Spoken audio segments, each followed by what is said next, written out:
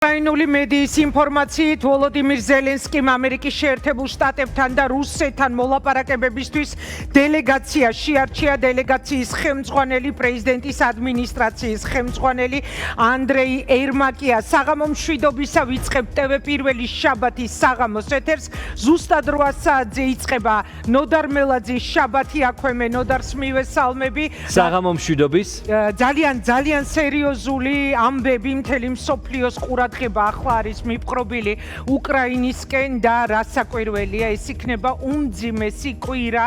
ძალიან დიდი მოლოდინი იყო მოხდებოდა თუ არა უკრაინის პრეზიდენტის ადმინისტრაციის შეფი ერმაკი დელეგაციის ხელმძღვანელის თანამდებობაზე, იმიტომ რომ კორუფციულმა სკანდალმა, რომელმაც უკრაინაში იფეთქა, მისი რეპუტაცია საგრძნობლად შებრღალა. ზელენსკის ეუბნებოდნენ, რომ სკანდალის ჩასაქრობად მნიშვნელოვანი იყო ერმაკის ჩამოეცილებინა გვერდიდან, თუმცა ზელენსკი ამ ნაბიჯზე არ წავიდა. უკრაინის პოლიტიკურ ელიტაში ერმაკი ზელენსკის ყველაზე სანდო კადრია და როგორც პოლიტიკურ კულუარებში ამბობენ, ერმაკი იმასაც კი ვერ იტანს, როდესაც ზელენსკისთან ვინმე ოთახში ერთ-ერთზე სალაპარაკოდ შედის და დაუყოვნებლივ ვიწყებს იმ ადამიანების განეიტრალებას, რომელიც ზელენსკისთან პირდაპირ კომუნიკაციას ცდილობს. ზელენსკი ვაბანკზე წავიდა, არ ჩამოიციდა ერმაკი და ამით გარკვეულწილად საკუთარ თავსაც დარტყმა მიაყენა. რა მოხდება ახლა ამ მძიმე მოლაპარაკებების კვირას? საგულისხმო დეტალია, რომ მოლაპარაკებელთა დელეგაციაში უკრაინის მხრიდან ასევე მოხდა უკრაინის დაზვერვის შეფი ბუდანოვი, რომელიც რუსეთისათვის ნომერ პირველი სამიზნეა ზელენსკის შემდეგ. 27 ნოემბერი არის ის თარიღი, რომელიც დასახელებულია. მართლა უნდა აღინიშნოს, რომ ეს იქნება უმძიმესი კვირა, ღირსების დაკარგვა ან საკვანძო პარტნიორების დაკარგვის რისკი. ეს იყო ზელენსკის სიტყვები. უმძიმესი კვირა ნოდარ მხოლოდ ამ კუთხით არ იწყება, უმძიმესი კვირა იწყება ქართული ოცნების ლიდერისთვისაც. მე მხედველობაში მყავს ბიძინა ივანიშვილი, რომელიც ისევ Deep State-ს ებრძვის და ტრამპის ტესტი დადო, შეიძლება ითქვას. 24 ნოემბერი, ანუ ორშაბათი იქნება ის დღე, როდესაც ჩვენთვის გახდება ცნობილი, რა გადაწყვეტილებას გამოიტანენ სვის კრედიტთან დაკავშირებით, უფრო სწორედ მისცემენ თუ არა საკუთარი თანხების განკარგვის უფლებას ბიძინა ივანიშვილს და ის ამბობს, როგორც ტესტი ასე შემოგთავაზა ტესტი ტრამპისთვის, მისი ადვოკატის მიერ გავრცელებული საგანგებო განცხადება ამ მონაკვეთით სრულდება, რომ თუ 24 ნოემბერსაც არ იქნება ივანიშვილისთვის სასარგებლო გადაწყვეტილება გამოტანილი, მაშინ ეს იმას ნიშნავს, რომ ტრამპის ბრძოლა Deep State-თან რეალური არ არის. ინგა, ყურადღება მისაქცევი არის ერთი მნიშვნელოვანი ამბავი. გასულ კვირას ბიძინა ივანიშვილის აზრების გამხმოვანებელმა ფილოსოფოსმა გამოაქვეყნა კიდევ ერთი წერილი, სადაც თქვა, რომ ამერიკის ვიცე-პრეზიდენტი Deep State-ის აგენტია. ანუ რაც უფრო დიდი ხნის განმავლობაში იჭიმება დრო, რომ შეერთებული შტატებიდან ივანიშვილისთვის პასუხის გაცემას აგვიანებენ, მით უფრო ზრდის კრიტიკის ხარისხს და თავდასხმებს საქართველოს სტრატეგიულ პარტნიორებზე ბიძინა ივანიშვილი. ალბათ ვინმე იტყვის, რომ ეს ივანიშვილის წერილი არ ყოფილა და ეს იყო ერთი ფილოსოფოსის წერილი, რომელიც როგორც წესი ბიძინა ივანიშვილის აზრებს ახმოვანებს, თუმცა ერთი საგულისხმო დეტალია. ეს წერილი, სადაც ამერიკის ვიცე-პრეზიდენტი Deep State-ის აგენტად გამოაცხადეს და ბიძინა ივანიშვილის ადვოკატის სახელით დაწერილი წერილი, სადაც ივანიშვილის საზოგადოებას ელაპარაკებოდა, სიტყვათა წყობით, შინაარსით, ტერმინებით ერთ-ერთში ჰგავს ერთმანეთს. თუ ორივე წერილს მაგალითად ხელოვნურ ინტელექტს გასააზრებლად ჩაუგდებ, დასკვნა იქნება ერთი. ეს ერთი და იგივე კაცის დაწერილია და ვინ არის ეს ერთი კაცი? რთული გამოსაცნობი მაყურებლისთვის ნამდვილად არ უნდა იყოს. აქ საინტერესოა, მე ვახსენე ადვოკატის წერილი, ივანიშვილის ადვოკატის წერილი და საუბარი არის იმაზე, რომ ბატონი ივანიშვილის მიმართ უცხოური სპეცსამსახურების იგივე Deep State-ის მხრიდანო პოლიტიკური დევნა დაიწყო 2008 წელს. ეს ის დროა, როცა წინა ხელისუფლებამ ნაციონალურმა მოძრაობამ არჩევნები გააყალბა, ძალაუფლება მიიტაცა, ამის გამო ივანიშვილი სრულიად დისტანცირდა და შემდეგ დაიწყო მასზე ზეწოლა Deep State-ისგან. ეს რატომ არის? ეს ძალიან მნიშვნელოვანი ამბავია. რატომ? იმიტომ არის საინტერესო, რომ ინგა გავიხსენოთ ბიძინა ივანიშვილის ჩანაწერები, რომელიც 2008 წლით თარიღდება, რომელიც 2 წლის წინ თუ 3 წლის წინ გაასაჯაროვა ჩვენმა გუნდმა პირველად, როდესაც ბიძინა ივანიშვილი მის ახლონათ ესავს მის დისშვილს მოსკოვში ტელეფონით ელაპარაკება და პარალელურად ტელეფონით ელაპარაკება მისი მილიარდების მმართველს ბატონ ჩრდილელს. ეს 2008 წელია, აგვისტოს ომი ახალი დასრულებულია და ივანიშვილი რას ეუბნება? პირველი გადაეცით კოვალენკოს, ის იყო რუსეთის ელჩი საქართველოში და როდესაც გაწყდა აგვისტოს ომის შემდეგ საქართველომ გაწყვიტა რუსეთთან დიპლომატიური ურთიერთობები 2008 წლის სექტემბერში კოვალენკო საქართველოს ტოვებდა და ვიდრე დატოვებდა ჩრდილელი საშუალებით ივანიშვილი ეუბნება მე ვერ მივალ მასთან დასამშვიდობებლად იმიტომ რომ ამას ამბავი მოყვება მაგრამ მინდა მან იცოდეს რომ მე წინააღმდეგი ვიყავი იმ ყველაფრის ვაპირებ აქ ყველაფერი მივატოვო ეს ივანიშვილის სიტყვებია მეც მივდივარ საცხოვრებლად მოსკოვში კოვალენკოს გადაეცი რომ როდესაც მოსკოვში ჩავა მას დაურეკავს ჩემი დიშვილი რომელიც მასზე იზრუნებს და ფინანსურად მიხედავსო ანუ ივანიშვილი 2008 წლის აგვისტოს ომის შემდეგ როდესაც რუსეთმა მოახდინა საქართველოს ტერიტორიების 20%-ის ოკუპაცია და დაბომბა ქართული ქალაქები და მოკლა საქართველოს მოქალაქეები ის სატელეფონო კომუნიკაციის დროს მისი მილიარდების მმართველთან ბატონ ჩრდილელთან ამბობდა რომ ის იჭერდა რუსეთის მხარეს. და აქვე ისიც უნდა აღვნიშნოთ, ნოდა რა საუბარია იმაზე, ხო რომ 2008 წლიდან როგორც განცხადებაშია ნათქვამი ძალიან საინტერესოა სხვა შორის ივანიშვილის ადვოკატის ეს განცხადება, იმასო დევნა, ძარცვა და შანტაჟი მხოლოდ იმის გამო რომ საქართველოს ეროვნული ინტერესები დააყენა ყველაფერზე მაღლაო, მაგრამ აი გავიხსენოთ, ვინ არიან ადამიანები, ვის წინააღმდეგაც სულ გვესმის ხოლმე მისი გუნდის მხრიდან თავდასხმები და მე გავიხსენოთ რა ხდებოდა 2012-ში იქამდე ვიდრე ივანიშვილი და ქართული ოცნება მოიგებდა იმ არჩევნებს მაგალითად ჯიმ რიში, ჯინ შაჰინი, ამერიკის მაშინდელი ელჩი ასე შემდეგ ჩვენი პარტნიორები როგორ იყვნენ ჩართული იმაში რომ 2012 წელს მომხდარიყო არჩევნების შედეგების მიხედვით ხელისუფლების მშვიდობიანად გადაბარება მაშინ სოლოლაკში ყველაზე კარგად გემახსოვრება ეს ამბავი მაშინ არ ებრძოლდნენ ქართული პოლიტიკის მემატიანე ხარ, როდესაც ბიძინა ივანიშვილი პოლიტიკაში შემოვიდა და პირველ ნაბიჯებს დგამდა 2012 წელს ივანიშვილის სახელით გაგზავნილი წერილი მაშინდელი პრეზიდენტისთვის ბარაკ ობამასთვის.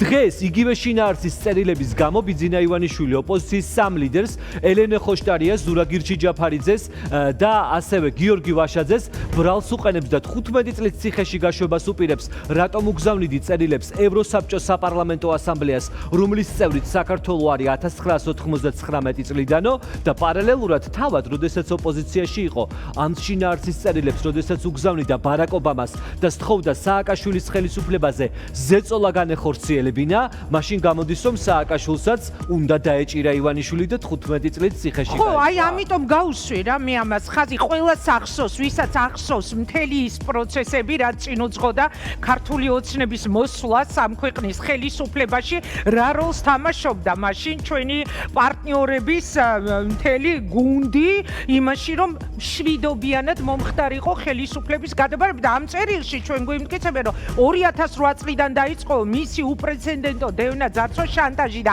აი ეხლა უკვე ტესტს უტარებენ დონალდ ტრამპს რომ თუ 24 რიცხვში მას ისევ არ მიეცემა საკუთარ თანხებზე წვდომა და განკარგვის უფლება ამ შემთხვევაში ეს იქნება გადაწყვეტილება რეალურად ერთ-ერთი ინდიკატორი იმისი არის თუ არა დონალდ ტრამპის ბრძოლა დიპ სტეიტის წინააღმდეგ რეალური არ ფიქრობ რომ აი ამ მოლოდინებმა განსაკუთრებით კიდევ უფრო სასტიკი გახადა რეჟიმი საქართველოში რეპრესიების მიმართულებით იმიტომ რომ თუ რაღაც პერიოდი ცოტა თითქოს შენელებული იყო საპროტესტო აქციების მონაწილეების დაჭერები დევნა და ეხლა ისევ გააქტიურდა და რატომ ხდება ეს ყველაფერი ხდება ძალიან ბევრი ადამიანის ანალიზი მოვისმინეთ ჩვენ და ფაქტია ყველაფერი ძალიან ცხადია ბიძინა ივანიშვილს უნდა მისი ფული და ამ ფულის მისაღებად ის მზად არის მძევლად დაიყვანოსო რამდენიმე მოსაზრება არსებობდა გასულ კვირას და რთული არ დაეთანხმო ამ ყველაფერს მძევლად დაიყვანოს ადამიანები ოპოზიციის ლიდერები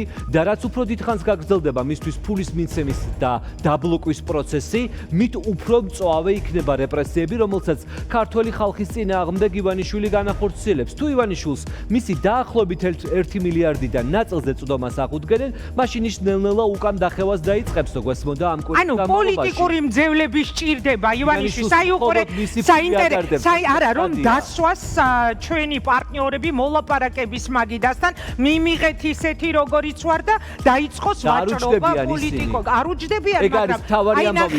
ბოლო შეხვედრაზე აინახენო და რატომ იმყავს მე ჩვენი საუბარი. სხვა ჩვენს როცა ამ თემას ვაანალიზებ, ხოლმე ყოველთვის მაქვს ერთადერთი პასუხი, რა დუნდა ივანიშვილს ამდენი პოლიტიკური ტყვე ციხეში და ყოველთვის ჩემი აზრია, ეს ჩემი მოსაზრება იმისთვის რომ შემდეგ დაიწყოს მათით ვაჭრობა. აინახეთ დღეს უკრაინის 31 მოქალაქე, რომლებიც ბელარუსის რესპუბლიკაში გაასამართლეს სისხლის სამართლის მუხლებით, ლუკაშენკამ შეიწყალა. ეს გადაწყვეტილებაო თავად ლუკაშენკა ხსნის მიღებული იქნა უკრაინის თხოვნით და ამერიკის შეერთებული შტატების პრეზიდენტთან დონალდ ტრამპის მოლაპარაკებების მიმდინარეობისას.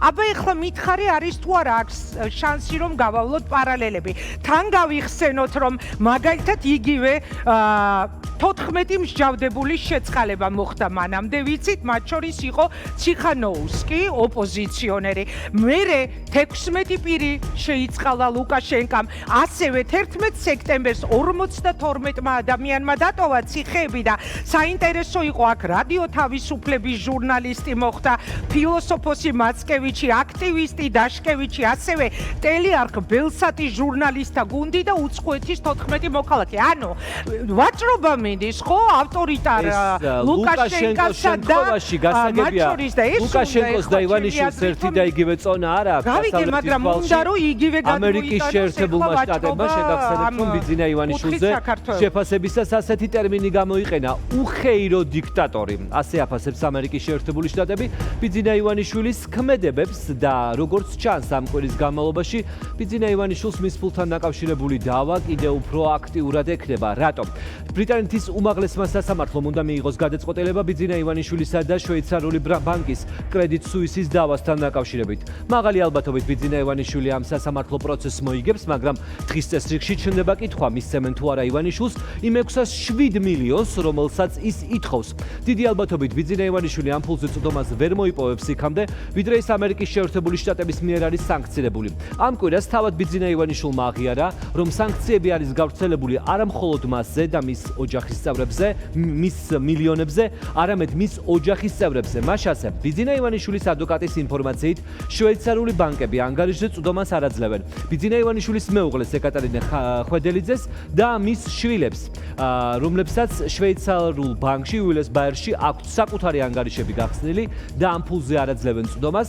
ბიძინა ივანიშვილს რაც კი გააჩნია ყველაზე დიდი საერთაშორისო აქტივი, სწორედ ეს არისო, გვითხრა ადვოკატმა. აქამდე გვეუბნებოდნენ სანქციები არ მუშაობსო, ახლა აღმოჩნდა რომ სანქციები მუშაობს, ოღონდ სანქციები თან როგორი სიმძაფრით მუშაობს. ბიძინა ივანიშვილის მეუღლე ქალბატონი ეკატერინა ხვედელიძე, ბიძინა ივანიშვილის ვაჟები, ბერა, უტა, ცოტნე და ქალიშვილი, ქალბატონი გვანცა ვივიენ ივანიშვილი არ არიან სანქციების ქვეშ, თუმცა მათ ანგარიშებზე წვდომა არა. ამ სტუდიაში ამას წინა ჩემი ერთ-ერთი სტუმარი ანადოლიძე იყო და ამბობდა რომ აი ეხლა მეწოდება უკვე ქართული ოცნების ყველა წარმომადგენლიო და როცა ვკითხე რატომ თქო ეხლა მათ უკვე უწევთ რომ ის ფული თავადვე შეუვსონ ივანიშვილს, რაზეც ის წვდომას კარგავს და ალბათ ამასაც უნდა უკავშირდებოდეს ამ ფულის მობილიზება, ხო რაც ხდება ეხლა შიგნით ქართულ ოცნებაში. შენი ანონსი ვნახე მთელი რიგი გამოძიებებისა, რომელიც ძალიან მნიშვნელოვანია, იცოდნენ ჩვენმა მაყურებლებმა რა ხდება, რის ხარჯზე, როგორ იღებენ პრივილეგიებს, რა ფულს აკეთებენ, რას დავანონსებ მაყურებელს. ამდენი ხნის განმავლობაში გვეუბნებოდნენ, რომ სააკაშვილი სისხლიანი 9 წლიანი მმართველობის პერიოდში უსამართლოდ ჩაგრავდნენ ყველას და იტაცებდნენ სახელმწიფოს ქონებას. დიდი სკანდალის საფუძველი იყო და ინგა გრიგოლიას დამეთანხმება ალბათ მის გადაცემაში, როდესაც რეაქცია ქუხდა სააკაშვილის მმართველობის დროს, არაერთხელ ექნებოდა მომზადებული. რა თქმა უნდა, მე სააკაშვილის მმართველობის პერიოდზე ვლაპარაკობ, ამჯერად შენი გადაცემა ყოველთვის ქუხს. ამჯერად საუბარი იყო კომპოზიტორებისათვის წართმეულ კომპოზიტორთა დასასვენებელ სახლზე. კომპოზიტორებს დასასვენებელი სახლი ბორჯომში წაართვეს. გვესმოდა მთელი წლების განმავლობაში ეს.